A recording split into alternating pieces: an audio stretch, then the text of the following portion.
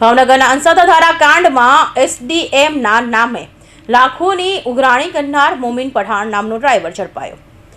ભાવનગર અંસતધારા કાંડમાં એસડીએમના નામે લાખોની ઉઘરાણી કરનાર મોમીન પઠાણ નામનો ડ્રાઈવર ઝડપાતા એફઆઈઆર બાદ 10 કલાકોમાં જ પોલીસની તાબડતોબ કાર્યવાહી થઈ। મોમીન પઠાણે કામ કરી આપીશ કહી એસડીએમ પ્રતિભા દહિયા નામ પૈસા વસૂલ્યા, ત્યારે હવે ખુદ એસડીએમ ફરિયાદ બન્યા છે।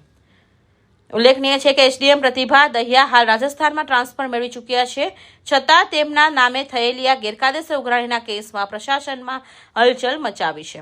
ભાવનગરમાં અંસતધારા હેઠળ ભ્રષ્ટાચાર મામલે આખરે 15 દિવસ બાદ ફરિયાદ નોંધાઈ છે।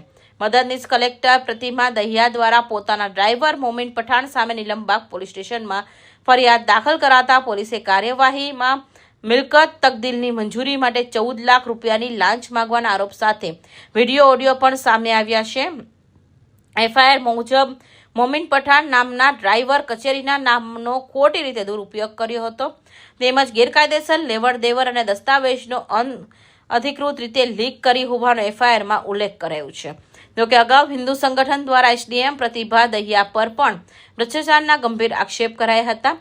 અંસતધારામાં ભ્રષ્ટાચાર મુદ્દે 15 દિવસ બાદ ફરિયાદ નોંધાતા પ્રકરણ ફરી ચર્ચામાં આવ્યું છે।